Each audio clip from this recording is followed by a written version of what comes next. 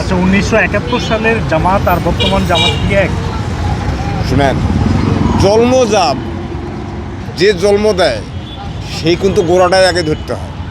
কথাটা বুঝছেন? গোড়াটাই ধরতে হয়। জন্মদাতা হইলো কি? জন্মদাতার লক্ষণটা তো তার খারাপ ছিল।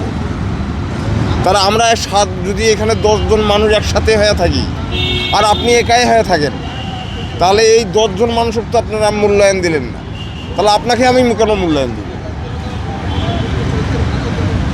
কারণ যাই হোক, বর্তমান বাংলাদেশের পরিস্থিতি হিসাবে আমাদের বর্তমান তারেক জিয়া এই দেশে আসছে বহু নির্যাতিতের পরে।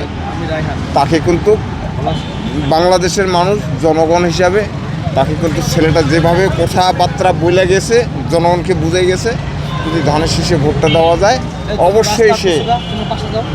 অবশ্যই বাংলাদেশে এই যে বাংলাদেশ যতদিন হতে আইছে আমরা কাদা পাড়ি এরকম করে হাঁটছি, রাস্তাঘাট ছিল না।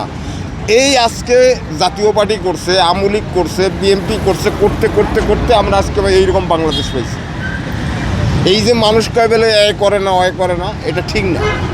সবাই কাজ করছে, কম আর বেশি করছে বলে আজকে আমরা কিন্তু আজকে পরিষ্কার বাংলাদেশ।